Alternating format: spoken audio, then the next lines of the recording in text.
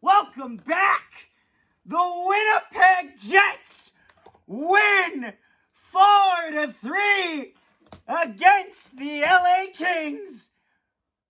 Oh boy, what a hockey game. And with that, the losing streak is over. Thanks so much for tuning in. If this is your first time, please subscribe. Hit the subscribe button down below and a like button. That would be awesome. You could just comment down below your excitement on what has happened. We live streamed this game. We did. It's been a while since we've live streamed, and I'd wanted to do it for a while, so Blue Jays got no hit. Anyway, sorry. I wanted to live stream for a while. I was just too busy.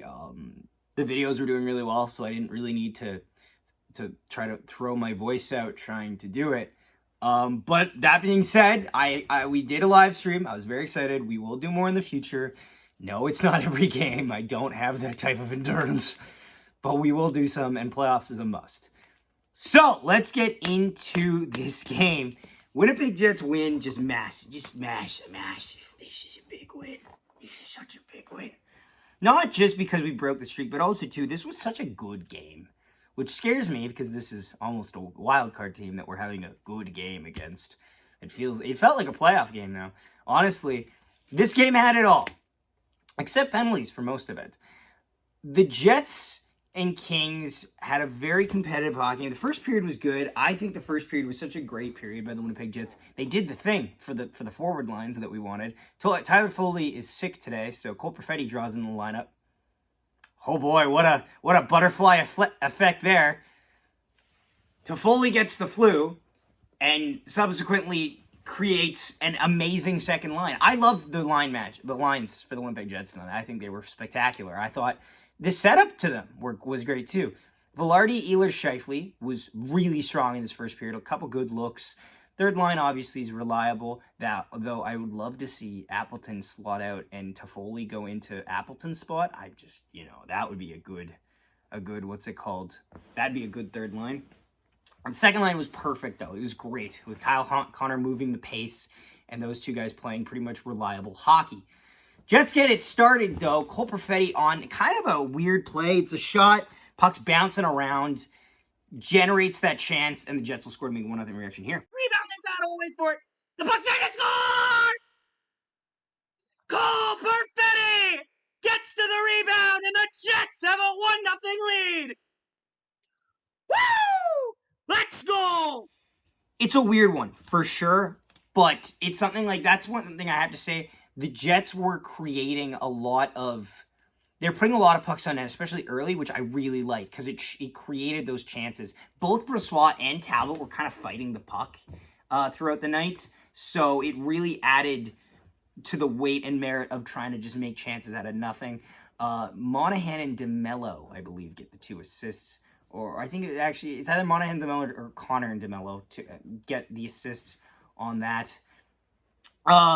Kings do get one back, though, unfortunately. This was probably an icing. They waved out an icing here. Definitely should have been an icing. Kings go back the other way. Arvidsson tees this one up, blasts it past Brossoit to make a 1-1 reaction here. Because it was definitely behind the line, but that's fine. We'll take the non-ice call. Well, maybe we won't. Kings back the other way. Blast when he scores. Holy crap! Victor Arvidsson with a missile, and we are tied 1-1. You know what? Maybe I do want the icing call. Maybe I would like the icing call. It's a good shot. It's a good shot. Not much you could do with that. It's a really good shot.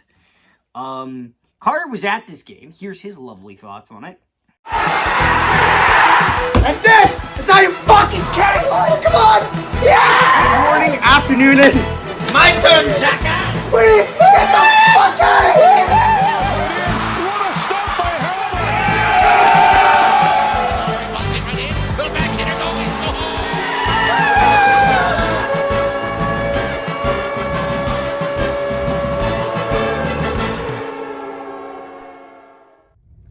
Jets win by a score of 4-3 against the Kings. Always a good time to be at the game, booing Dubois. That was fun. Had problems with his stick at the end of the game, smashing it there. That was a lot of fun. It was the last game for the official at the game for the linesman. I believe his name is, Ryan Galloway? Yeah. I think, local official. Kopitar gave him a Kings jersey when then the entire Jets team had kind of given him their thanks, and I think Lauer gave him a jersey. But overall, Jets had a good game. Shout out to Jacoby, who, it's funny, is our moderator and typically a lot of times is helping out with the live stream with Zach. And of course, he's at the game the one time Zach decides to stream in like the past 4 months. But yeah, no, Jets played hard. Jets earned this win. They needed it, and they played well tonight. Now the question is, when Toffoli comes back, what do the Jets do? Me personally, I think with a guy like Cole Perfetti, you can't really have him in the bottom 6 because he's not really that grinder bottom 6 kind of a player. Doesn't really fit well with those lineups. So I think keeping him in the spot he was today is good. Got 2 goals tonight. Excellent game. Very much needed for Cole Perfetti. So I expect and I hope that when Toffoli comes back, I hope he plays third line. I hope that either Appleton or Iafallo goes out, and the Appleton spot on the third line goes to Tyler Toffoli, as our third line logs a ton of minutes anyway. At the end of the day, if all 4 lines are going to be playing a lot and getting a lot of ice time, then making sure they're balanced in that regard and that the players complement each other is going to be one of the most important things moving forward. So, back to Zach. Yes, wisdom. Anyway, we go to the second period, and the second period was stressful as hell. So was the third. The second period, the Jets really didn't play good for half of the second period. They were very streaky. At one point, the shot count was 14-7. That's when the Kings scored to make it 2-1. This is the Fiala goal, as Fiala gets given way too much frickin' time in the slot. Reaction here. Take it away. Kings walking out front, waiting, fire, scores! And just like that, the LA Kings have taken a lead. I think Brossoit might have been screened. He really doesn't react to this. Perfetti got blamed for either this goal or the next goal by Craig Button in the intermission for just not getting the puck out. But, like, Pionk throws him a puck behind him. So, I mean, also, too, the D pairings were fine. They could have been better, though. We didn't need Neil Pionk and Josh Morrissey as that pairing. Like, you didn't have to do that. The Jets do get one back, though. Sean Monahan gets a deflection off a Kyle Connor shot. I have absolutely no idea where this puck went. Reaction here. Goes far on the right side. Darting around the offensive zone. Leaves it there for Morrissey. Morrissey, deflected shot, they score! Sean Monahan, a deflection in front! And the Jets have tied the game! Woo! Let's go, boys! I've looked at replays. I don't know where this puck gets. I don't know how this goes in, but I don't care. It's great to see. Kings, though, would strike back. Anze Kopitar would intercept the pass and just walk in and just beat Laurent Brossoit. Maybe this one you want back from LB. Again, though, it's placed perfectly as where the Arvidsson shot is, just right above the head. Reaction here, by the way. Almost a bit of a rush chance there. Oh, walking it shot, they score! Anze Kopitar, and the Kings have regained the lead. Like, I don't know what you could really say about that. Also, by the way, Laurent Brossoit with a win tonight has a perfect home record of 9-0, by the way. Great to see. Actually, no. 9-1.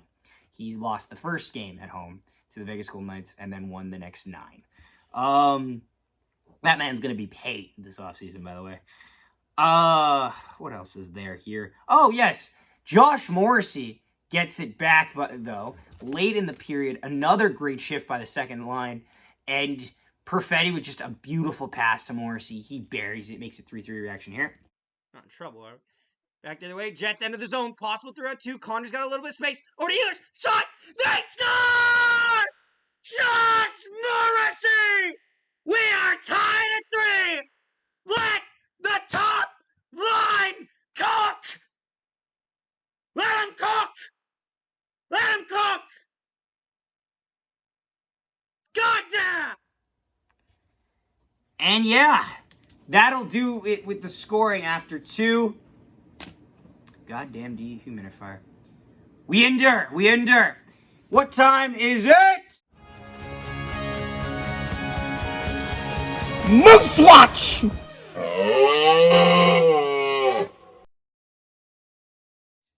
It's Moose Watch, so not a lot. So there's a couple things. First off, Brad Lambert is the Rookie of the Month for the AHL. Great to see. Brad has had 18 points this month and in a very impressive string of hockey games for the Manitoba Moose. I think he might be a little under the weather, though.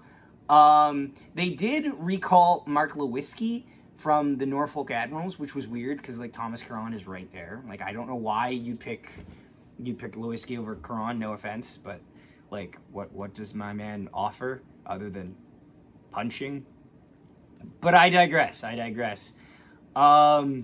Yeah, no Moose games though. Just pretty much just that update. Update on Rutger Watch pretty much. I was actually looking, or I've been kind of paying attention to the college playoffs because after that you can sign college players right after that season's done, right? I was hoping to possibly grab Jacob Quillian from the Quinnipiac University. He was taken. He just signed a 2-year contract to the Toronto Maple Leafs though, so there's that. Rutger, I don't know if I want Michigan to win or not, because if Michigan loses, we could possibly get Rutger sooner, but if Michigan wins, I think Rutger's more likely to sign, because I think he really wants that college title, and next year Michigan's losing a lot of players, I think. So it's really such a give and take. We'll see how it is. They won the other night against Michigan State, I want to say. 5-2, so they are going to the Frozen Four, so we'll see how that goes. That was Moose Watch. Now let's go to the third period. Oh boy, this third period was stressful. Every bouncing puck felt like a bullet, just like Russian roulette. I just did not know where it would go. Jets get a power play finally, off a great shift by the top line. They struggled a bit at the end, but even on the bad shifts for the top line, I felt they were still wearing a team down, which is all you can ask for, seriously. And there were so many times they were just one pass away from getting goals, which is great to see because that'll come with time because they haven't played together in 3 freaking months. But anywho, Jets get a power play finally as Arvidsson holds on to Barron's stroke, kind of drapes over Morgan Barron's stick. Gives the Jets a big opportunity on the power play. They get a couple good looks. Especially, I liked how they kept going down low to Velarde there. He kept trying to get a couple things. Second unit goes out. They give it away. Trevor Moore on a breakaway misses wide. And then back the other way, Pionk drops this for Perfetti. And he hammers it home. Reaction here. Pionk waiting. Shot. Score! Cole Perfetti! He's got another one! What a shot! Cole Perfetti makes the pay! 6:55 to go! And your Winnipeg Jets have the lead! Holy shit! Cole Perfetti, his second of the game, and that's ended up being the winner as the Jets hang on to beat the LA Kings. They missed the empty net 3 times, though, which was really annoying. Could have stat padded that. But yeah, also, here's the a bunch of the players were congratulating the linesman who had his final game in Winnipeg as a native Winnipegger. It was nice to see.